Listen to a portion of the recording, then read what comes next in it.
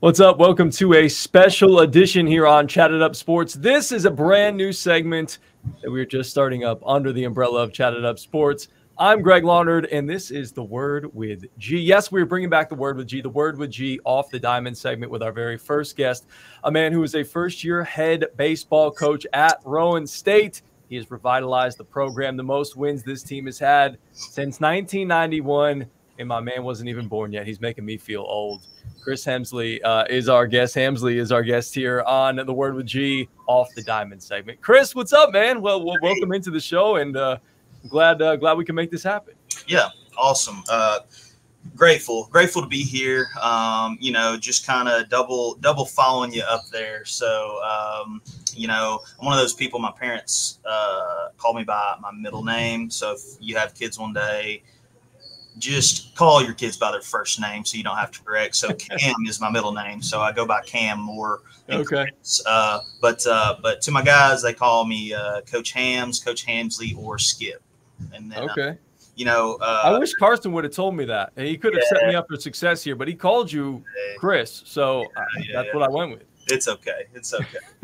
He knows what to call me in person, but that's all right. All right. But so definitely stoked to be here, and then definitely stoked to kind of tell you about the journey that my guys are on and talk about all these things with you. It's a blessing. So thank you so much. You got it. Hey, the 2024 season, it's coming to a close here in the next couple of weeks, and we're going to get into the nooks and crannies of your season and whatnot. But first and foremost, I want to know about the man that I'm talking to right now. Tell me a little bit about you as a baseball person. Tell me about your baseball journey, your playing career, how you got into baseball, and then how you ended up getting into coaching, and then where you're at right now. Yeah.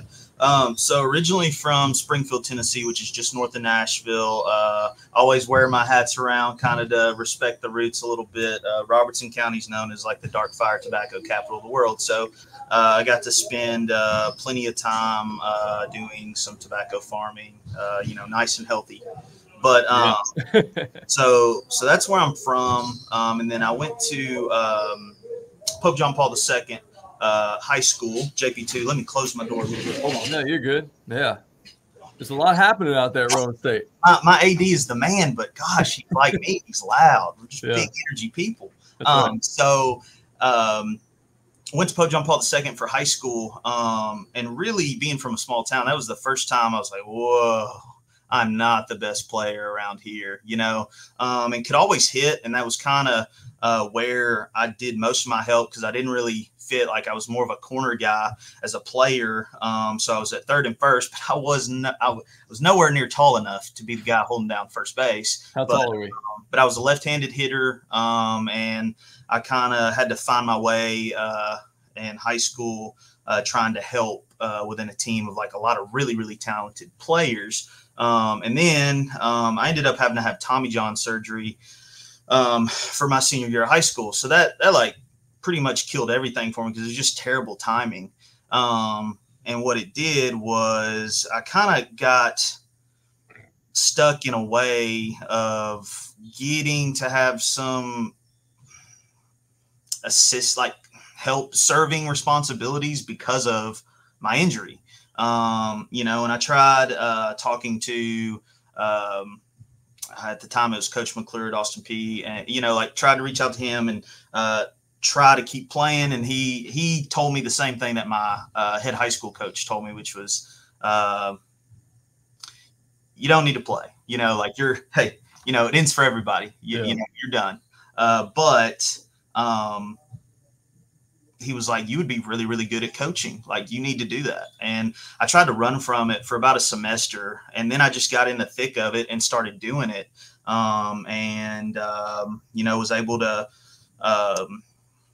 coach at some local high schools and then kind of piggyback that on to getting back to Pope John Paul, where I got to coach there. And again, because we were so talented with the kids, but got to be a part of going to like 5 straight state tournaments. So very comparable to like the stretch Baylor school has kind of been on lately, right?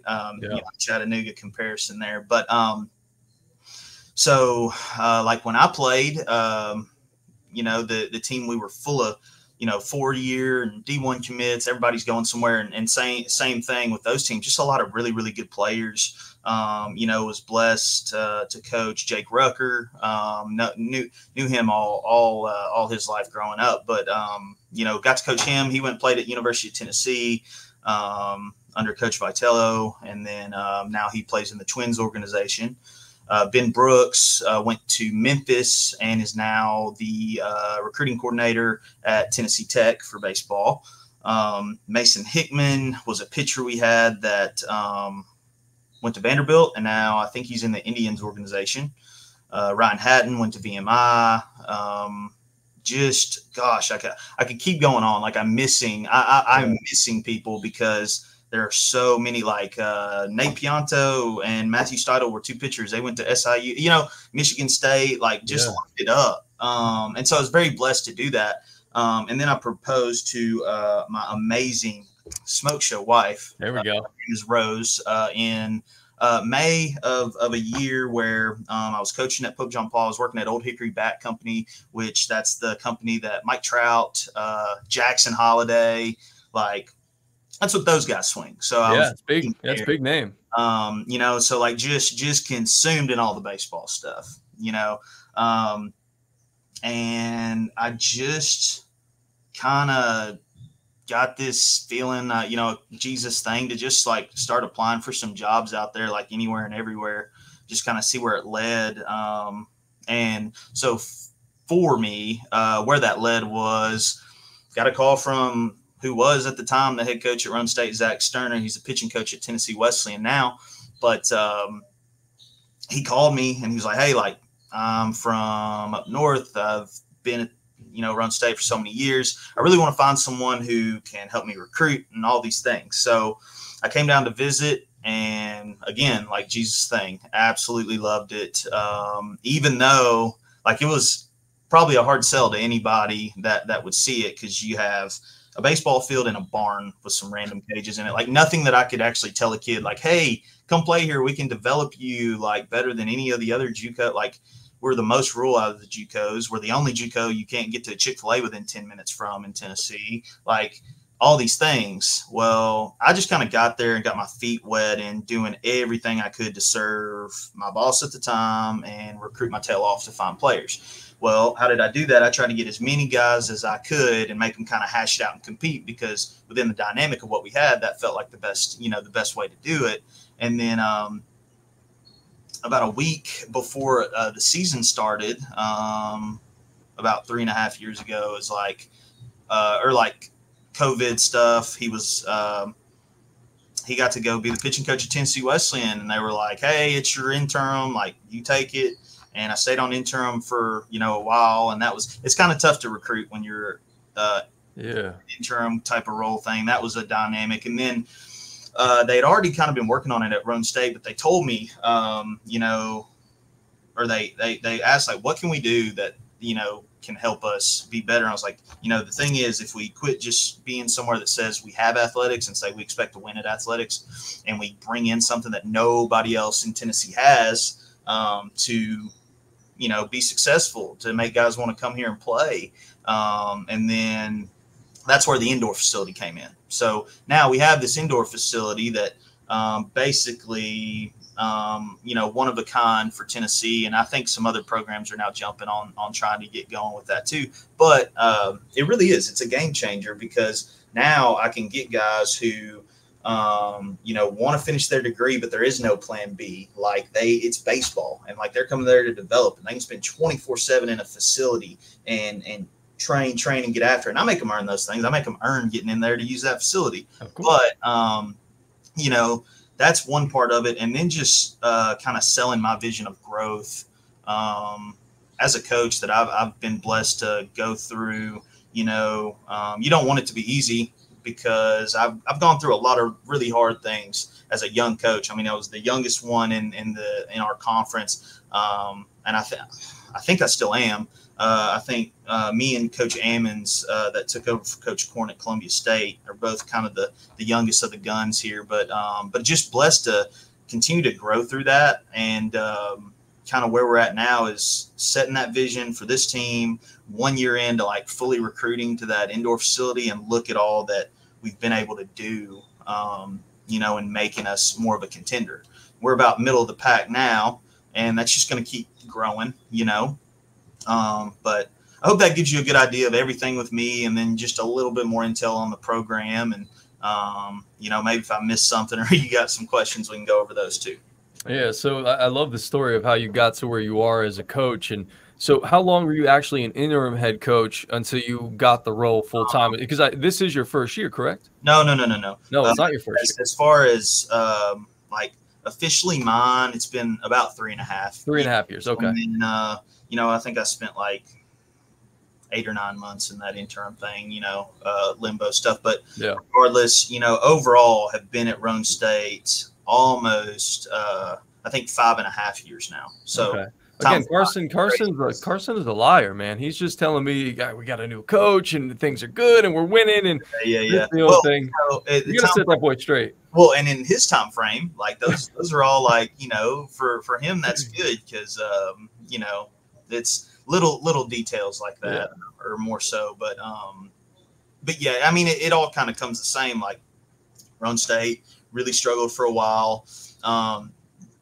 And I kind of got in this window of being able to be here, like right on the cusp of getting the indoor. So kind of getting to start right before that. So kind of still being able to like grind through and navigate how to go from, you know, that competitive level. Cause I will say like it's working and like your standard for your program, pushing your kids, but, you got to have the Jimmies and Joes first, you know, before.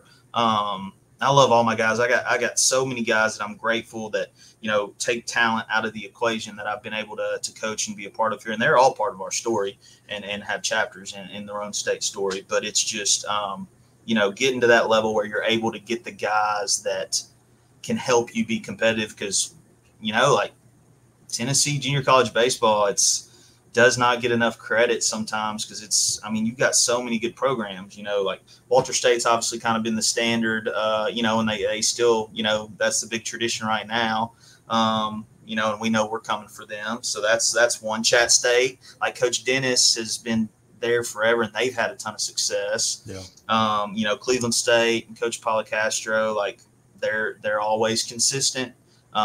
You know, and then you get into Middle Tennessee. Well, Ball State's coached by Coach McGuire now. There was an MTSU for a long time. You know, Motlow's always one of the scrappiest teams, and you know, Coach McShay and his assistant, Coach Gilmer, are able to really kind of mix in some transfers there, and they're always competitive.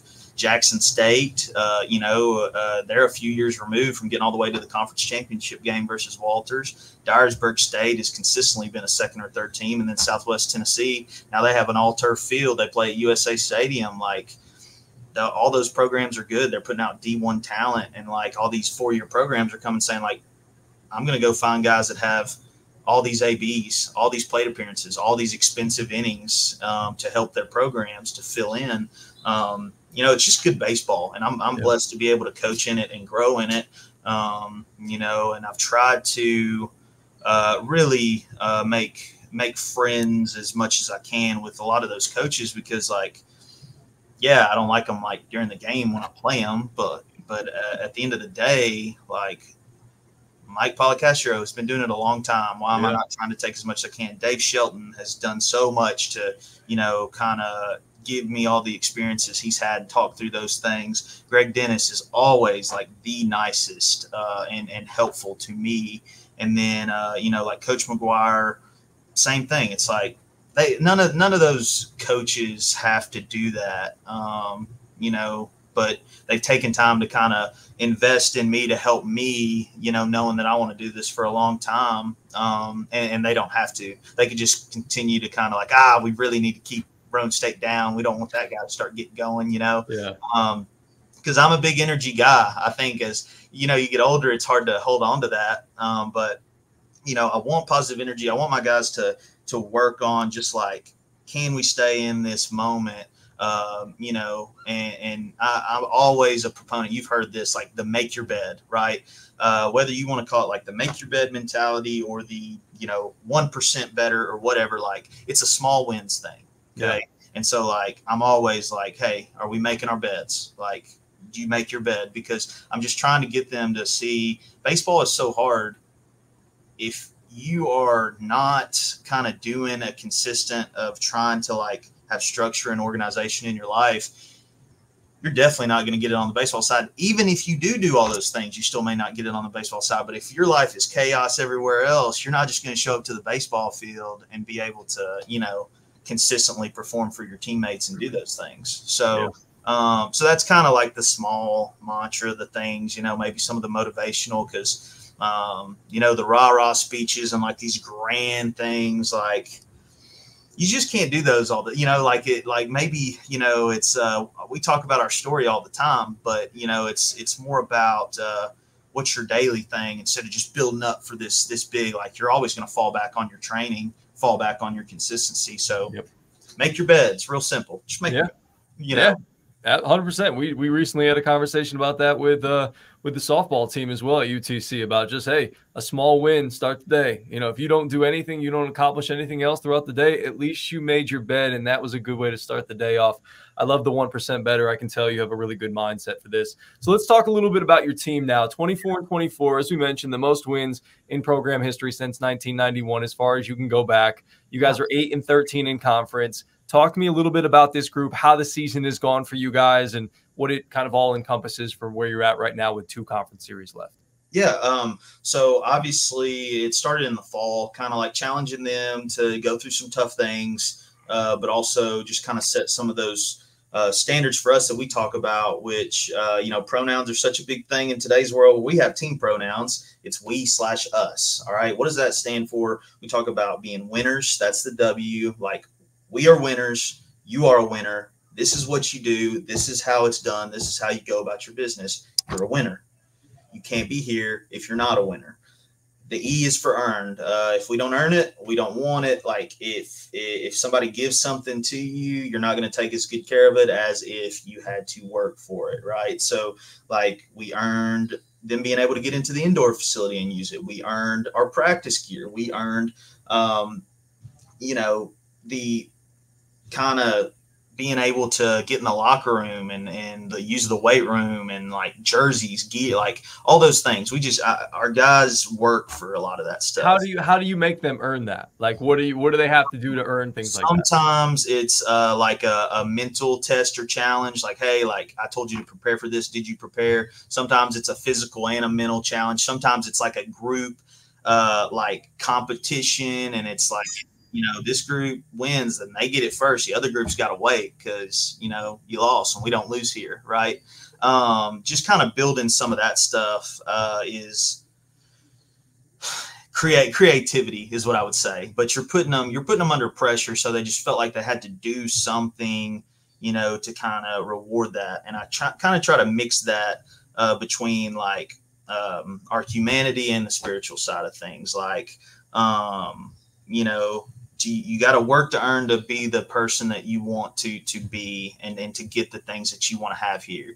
But also, our faith is in a Savior who is unconditional, that we don't have to prove or earn things from him, so kind of mixing those two to make sure challenging them, but also trying to feed into their souls, hopefully, it's kind of a mix, but definitely making them earn things. I think a fun one they would tell you, getting in the indoor facility this fall. They have a swim buddy that I kind of put them with to help them learn more about each other. And that's, again, not one of my ideas. That's something I got somewhere just to connect with people right when you get on campus. Especially you want to put guys that are returning with a guy that's just getting here, and hopefully that kind of helps them. And we got done with practice really late. I gave them about 45 minutes because it was a long practice, and then I brought them all back. Pitch black outside, Friday night, 9:30 in the first week of September, and we just got 2 pallets of mound clay and turfus delivered. And I said, you got a guy that's your swim buddy. You guys are going to have to rely on each other. Every one of them, every group grabbed a bag, and they did a full morning track. So like morning track, but all the way around, home all the way around.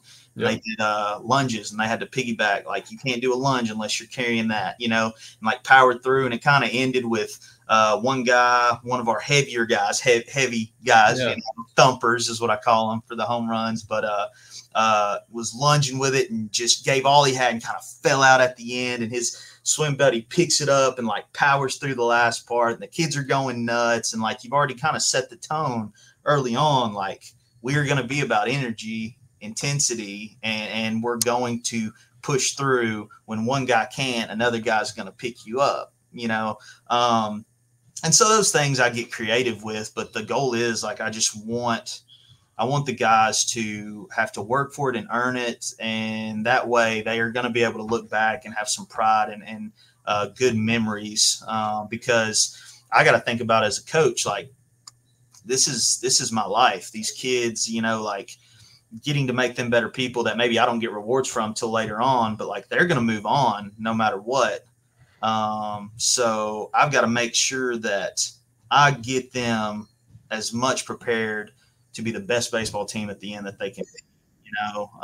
Every team has insufficiencies and difficulties. I've had a ton of my own where I've failed many teams in the past, but like, what can I do to make them be their best at the end of the year? And what kind of challenges, and sometimes that means they don't like me. Sometimes that means they love me, but it's, for me, it's always just about the kids. Like, I will always need them to do my job more than they're going to need me to live their life, So yeah, I hope that was a good story for you on some of the earnings. That was. Yeah, no, I like that. So tell me a little bit about the season and how it's gone and where you guys are at right now at 24 and 24. Sorry. We'll get back into that. No, you're good. I would say started off, went on the road early, played some non-conference. Non-conference stuff is very much like 100%. You're trying to win everything. You're also trying to see where your team kind of like where everything fits before you get into conference play and what that looks like. And I think, going into conference play, I think we had, maybe 13 or 14 wins, and that's a pretty good start, like building on compared to in past years. It's like we were already beat down so much before conference play started. And that's just like, you got to kind of build some momentum there, and then we had to go on the road initially to play in conference the first weekend, but we won one game and we let two more slip away. And that was like a good part to set the tone, because we're coming home on that charter bus and, 1 hour goes by and, are the kids, is it still burning them? Like, does it still matter that much? That was kind of like a great weekend for us to kind of respond from. And then we come and played Columbia State at home, which was a big deal in the way that they had just played Walter State and beat Walter State 2 out of 3 to start conference play. So like, everybody's like, holy cow, what a big deal, and then they came over to us and we beat them 2 out of 3. They've only lost, I think, 4 games all year in conference. We're 2 of them. So it's like, that was kind of setting the tone of like, come on, we're here. And when you have to come play us at Roane State, like, we want to protect that, like we have pride in that. So, so we won 2 out of 3 in that series. And then Vol State came and we grinded out the first game 2-1. They have a left-handed pitcher over there that's committed to Lipscomb that's just really good. Really enjoyed him. But we grinded out a 2-1 win, and then we ended up sweeping that series. So really huge deal, a lot of momentum there. Can't be all sunshine and roses, easy to go, right? Like, we get done with those 2 weekends and we're tied for second place. But we had Cleveland State come to town, who, we ended their season last year in the tournament, but they came over to us this year, and, you're only as good as your last performance. So maybe, we think, like, man, we're getting something going. And we lost 3 straight games by 1. We're going into the 9th inning and we have the lead, and they come back and tie and take it into extras. We had that one. And then the other 2, we had the winning and tying run in scoring position. And We still couldn't pull those out. So we lost 3 really, really close games, and you get swept, kind of puts you in a hole. Well, then we go play Chatt State, who's the conference, champion from last year. Go play at their place. First 2 games don't go well. I'm sour. We have, a little team powwow, and I'm like, we got to get back to us. Like, what do we do? Like, our dugout, like I expect our dugout to bring a lot of energy and stay locked in and kind of take what our team on the field is doing and really use that to really create some energy. Because in JUCO baseball, it's not like you got fans that you have like you're in Lindsey Nelson Stadium or something, or the Hawk for Vanderbilt, and they're just going crazy, right? Like you got to create some of that, right? So I want them in the games in those ways. So we talked about that, and then we were leading Chatt State 2-1 going into the bottom of the 7th, and they walked us off 3-2. So that's 6 straight just on the skid. We got to 20 wins right before the Cleveland State series. Everybody's like, oh my gosh, coach, y'all are doing great, like all this stuff. And then if you're not humbled, you're about to be. That's what they say, right? So anyways, that kind of the skid. And then we went to Motlow last weekend and won 2 out of 3, kind of got us over that hump. But tis the TCCAA conference. You got then number 10 in the country, Walter State, coming to town. And, in the past at Roane State, getting run ruled 3 out of 3 games versus them, or 2 out of 3.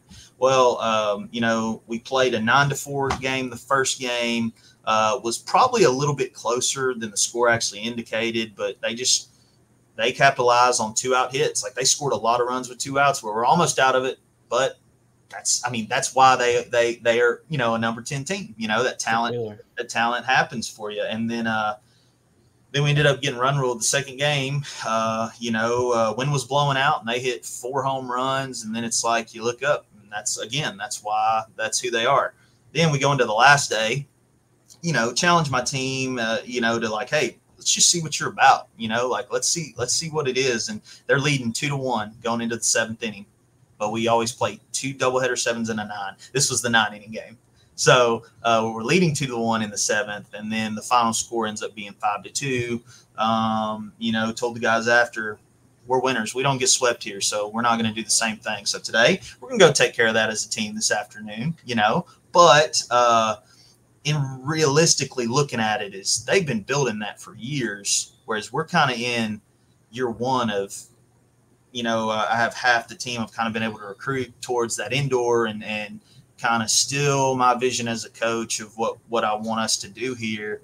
And I would say kind of barometer of where we at. Well, we're to the point where maybe we can't, we didn't win a game, but we're to the point where we can kind of give them all they can handle in 1 out of 3, right? Yeah.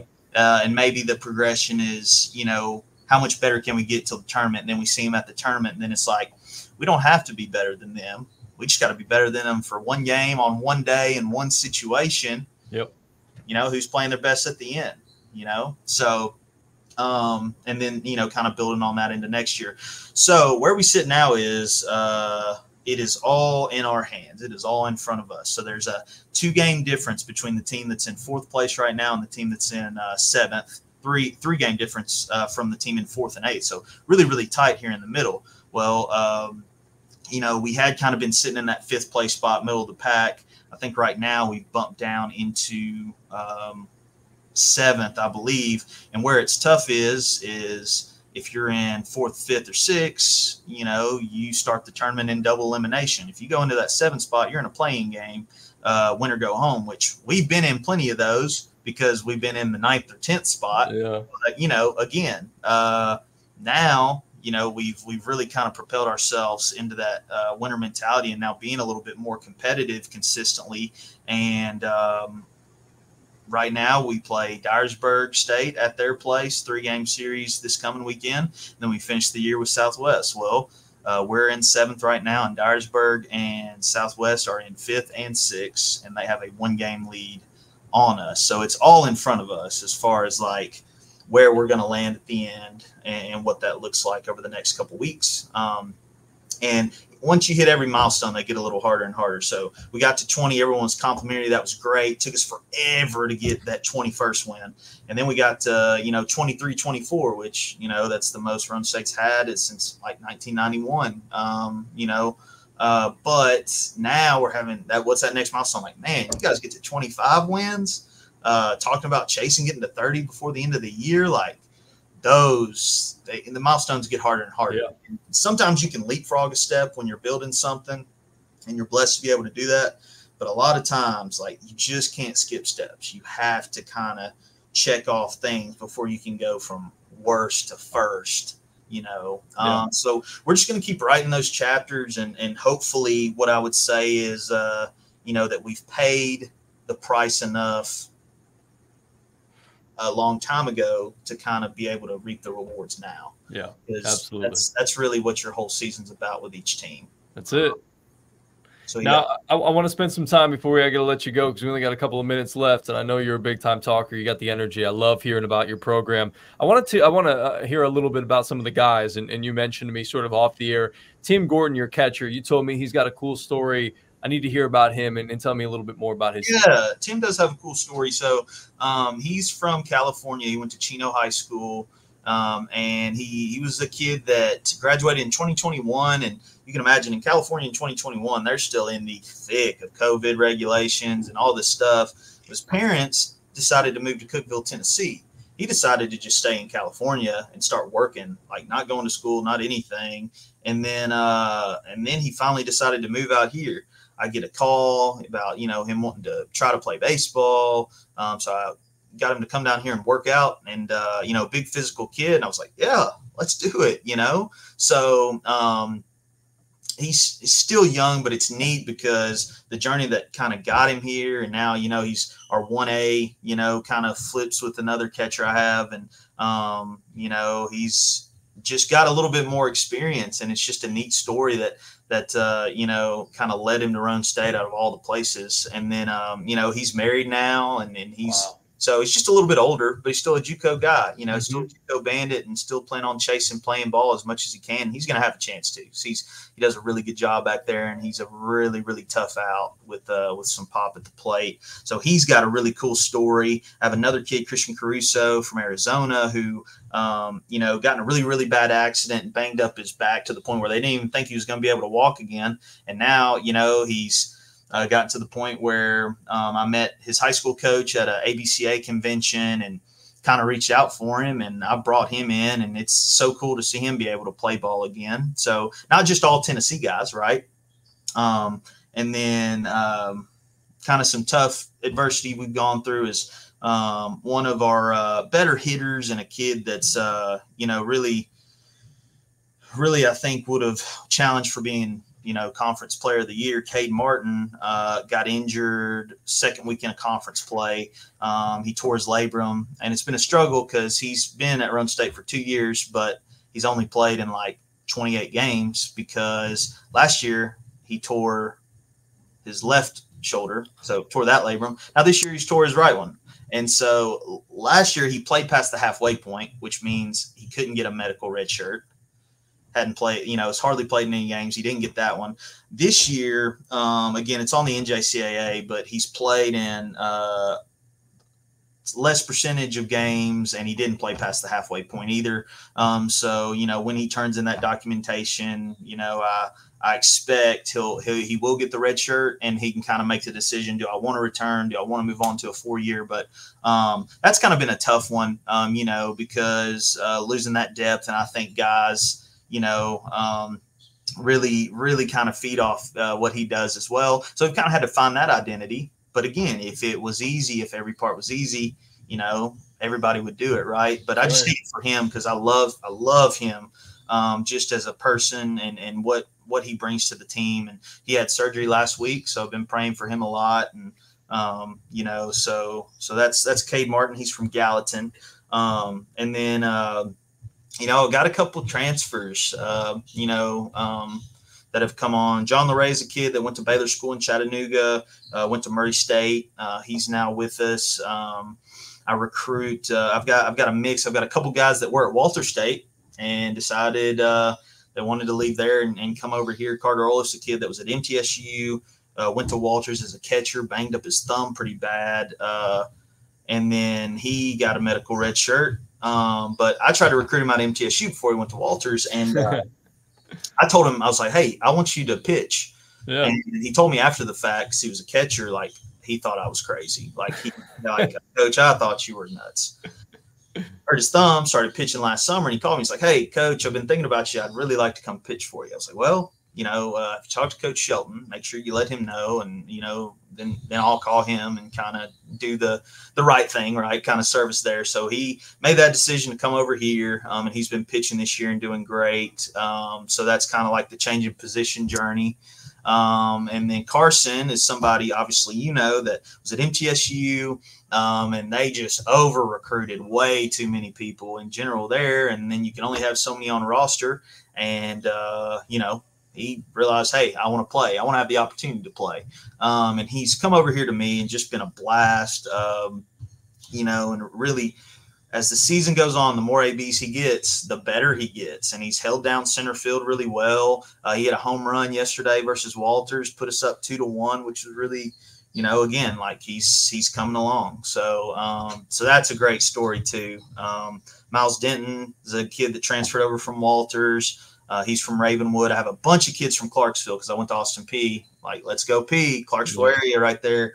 So I got some kids from Rossview, Joshua Sanchez Harris, and Det Wheeler, first baseman, infielder, two of my better hitters as well, just really scrappy guys. And then pitching wise, another cool story I have is Jacob Pointer. He started off at Columbia State, redshirted first year, had a shoulder injury second year, kind of stepped away for a year, and then came back with us this year and decided to start playing again. He's been one of my starting pitchers all year. So he's like 4 years, we joke about like, man, like you're older than me. Like you're here and you're older than me. I'm 31, but I joke and I'm like, yeah, like Jacob over here, he's just 35, but he's done a good job too. So it's like everybody that the Lord kind of put into this jar of what we're building has such different stories, but they're all connecting, and part of that story is like me pushing those buttons to get them to play their best baseball at the end, and I have a lot of faith in that. I think then to build on, I think the hardest thing to do is, I think anybody can have a good season for one season, but like to be able to put that together for multiple years, really means something. And that's where this year's great, because it's just the beginning. And that's all that really matters, is the moment we're in. But, the goal is to build something that'll last, for these guys to take pride in for a long time. Absolutely. So. Man, I love that answer. A lot of great guys on the squad. My last thing I'll ask you, because I feel like I could sit here and talk to you for 3 hours if I, really get into the weeds of baseball. I gotta go mow the baseball field for practice today. So I don't want to keep you from that. Of course, I know Coach Dennis. I've talked to him many times. He is religious about cutting the grass. It's like a religious experience out there for him. He's got the headphones on. He's in the zone. So I'm sure you're the exact same way, just like 40 years younger than he is. I like that. Yeah. All right, my last thing is, and I love to ask this to coaches, after a victory, I know you guys are on right now a little skid, but after a victory, what is your favorite go-to meal? Oh, man. I will tell you right now, there are like I know there are Snapchats and things out there of me.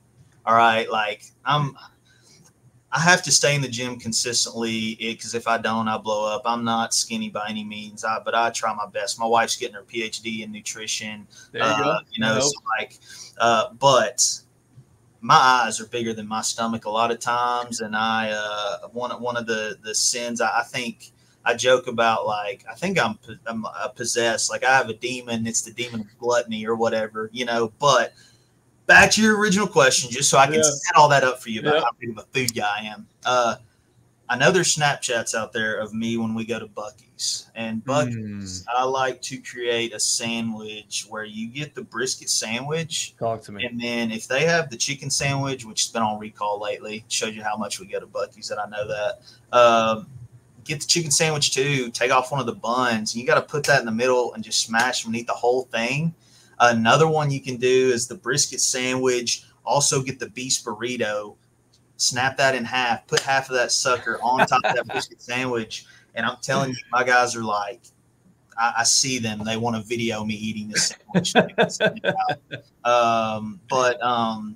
You know, just some comfort things there that, you know, I joke that it's got some juju. Like the sandwich itself is like 7 and 3 or something like that. There we go. And nice. if it loses, like I'm like, oh, we're not doing that sandwich anymore. We got to find a new one. But new combo. Yeah, Buc-ee's is great on these trips. Love those. And then I will say, aggravated about the prices, but like you cannot go wrong with Chipotle. It is the most consistent go-to meal all the time. You know, I would say those are kind of my big two.